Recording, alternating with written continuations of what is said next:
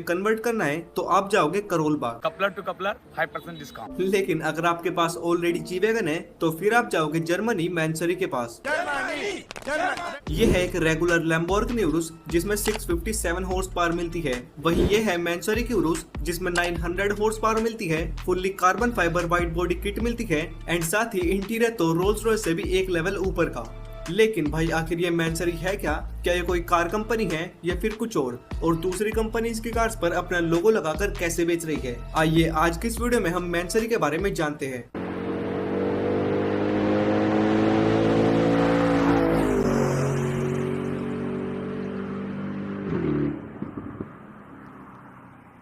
तो सबसे पहले बात करते हैं व्हाट इज मैनसरी। भाई आखिर ये है क्या?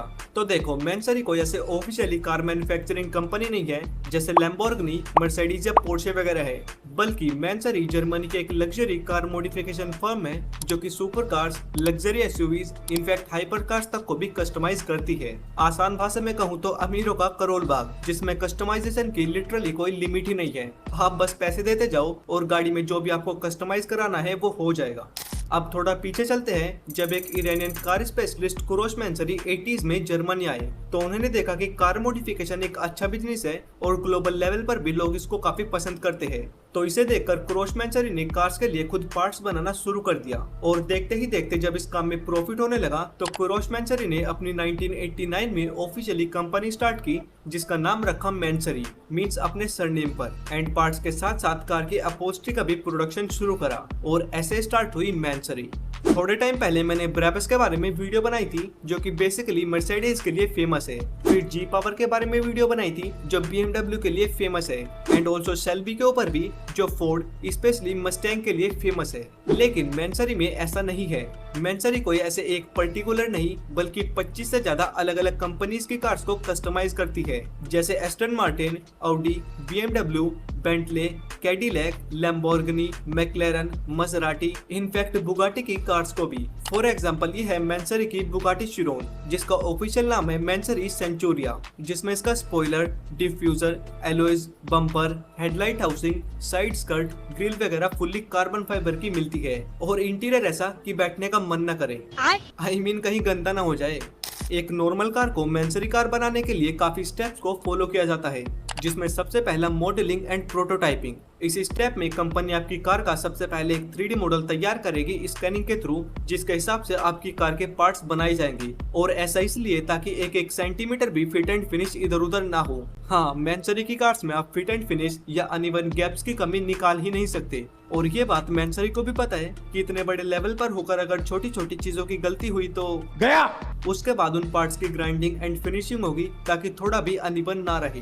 फिर अगले स्टेप में कार्बन फाइबर के बॉडी पार्ट्स तैयार होंगे। हाँ, मैनसरी कार्बन फाइबर के बॉडी पार्ट्स खुद अपने प्लांट में ही बनाती है क्योंकि इस कंपनी की सबसे हाईलाइटेड चीज यही है। हर एक सिंगल कार पर आपको कार्बन फाइबर का टच तो मिलेगा ही। उन पार्ट्स पर पॉलिश वगैरह करके आपकी कार पर लगा दिया जाएगा, जिसके बाद एग्जॉस्ट तैयार होगा आपकी चॉइस और साउंड क्वालिटी के हिसाब से, और लास्ट में पेंट करने के बाद गाड़ी का एक्सटीरियर का काम खत्म। लेकिन इंटीरियर अभी भी बाकी है और एक तरीके से इंटीरियर मैनसरी कार्स का हार्ट है। मतलब आप खुद सोचो, जो बंदा रोल्स रॉयस के इंटीरियर और लग्जरी से भी खुश नहीं है वो मैनसरी के पास जाता है तो एक कंपनी किस लेवल की कस्टमाइजेशन करती होगी। अपने इंटीरियर के लिए मैनसरी प्योर लेदर का यूज करती है और कौन सा लेदर चाहिए वो भी कस्टमर की चॉइस है। आपको डैशबोर्ड पर वुडन फिनिशिंग चाहिए, हो जाएगी। आपको फुल्ली कार्बन फाइबर चाहिए, हो जाएगा। आपको रूफ पर स्टारलाइट लगवानी है, लग जाएगी।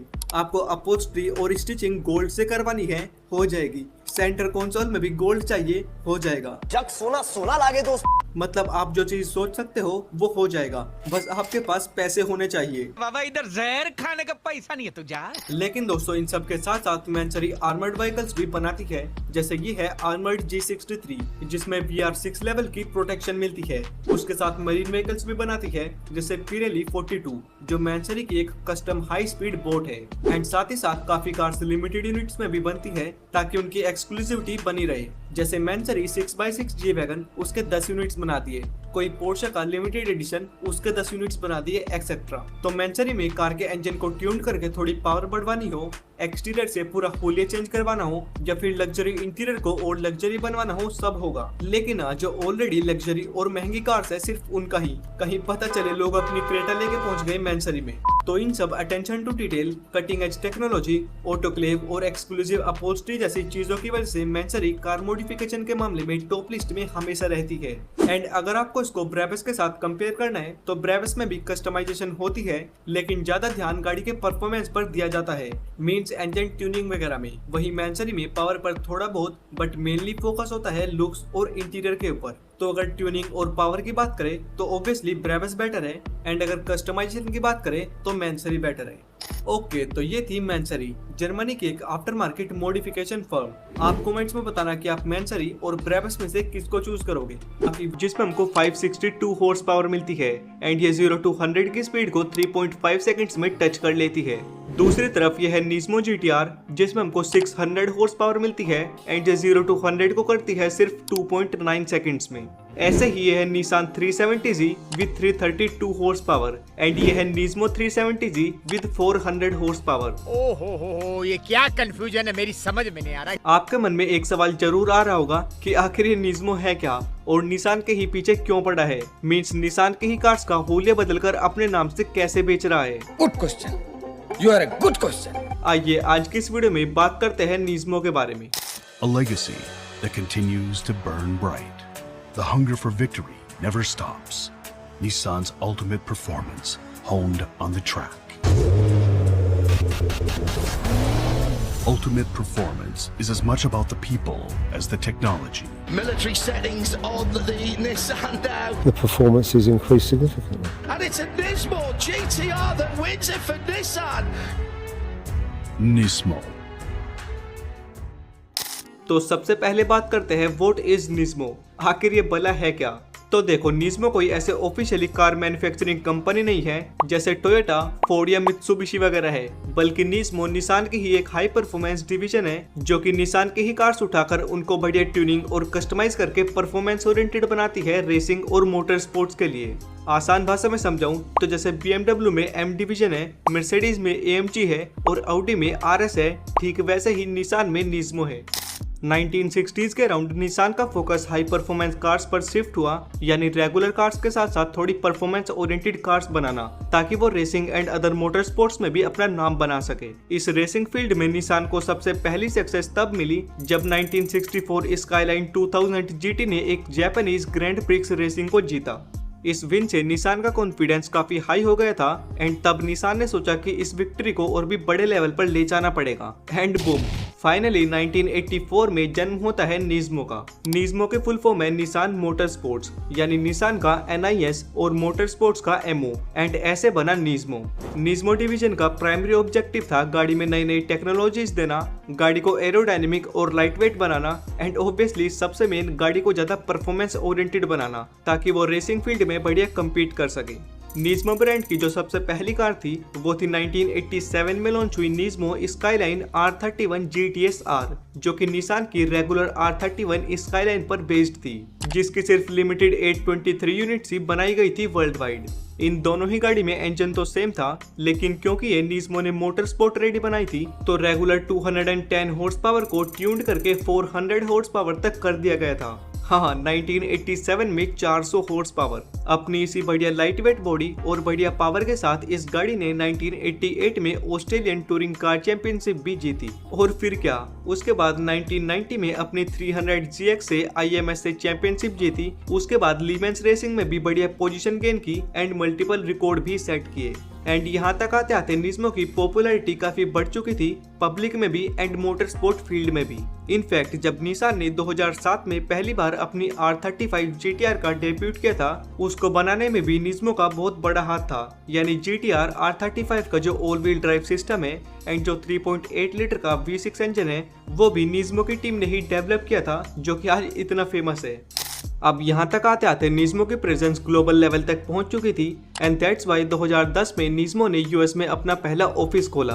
फिर 2011 में निस्मो ने जीटी एकेडमी के साथ पार्टनरशिप करके एक प्रोग्राम शुरू किया जिसमें गेमर्स को प्रोफेशनल रेसर्स बनाया जाता था। अब वो फोन वाले गेमर्स नहीं बल्कि रेसिंग सिमुलेटर वाले गेमर्स और जिनको रेसिंग में बढ़िया इंटरेस्ट हो उनको प्रॉपर रेसिंग की ट्रेनिंग दी जाती थी, जिसके बाद वो निस्मो की रेसिंग टीम में भी ऐड हो सकते थे।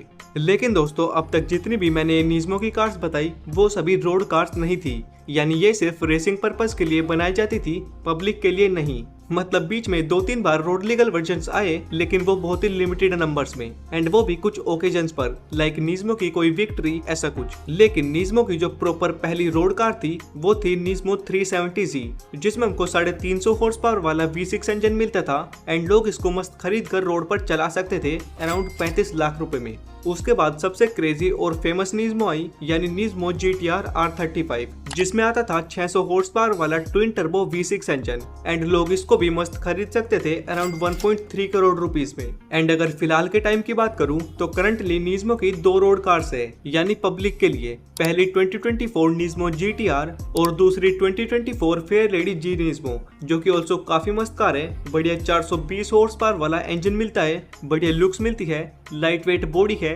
एंड वो भी सिर्फ 55 लाख रुपए में। बस सैड बात यह है कि इंडिया में नहीं आती। मतलब भाई बाहर वाली निसान को देखो और एक ये सोतुडसी इंडिया वाली निसान मैग्नाइट का फेसलिफ्ट लॉन्च कर रहे हैं और उस फेसलिफ्ट में भी कुछ फेसलिफ्ट जैसा हुआ ही नहीं, दोबारा से सेम चिपका दी और फिर एक्सपेक्ट करते हैं कि इंडिया में इनकी बढ़िया सेल हो जाए। खैर ओवरऑल बात करूं तो निस्मो निसान की ही एक हाई परफॉर्मेंस डिवीजन है जो निसान की ही कुछ कार्स को बढ़िया ट्यून्ड और कस्टमाइज करती है, बेसिकली उनके परफॉर्मेंस ओरिएंटेड वर्जन्स जिनको वो मोटर स्पोर्ट्स के लिए यूज करते हैं एंड कुछ कार्स को पब्लिकली सेल के लिए भी।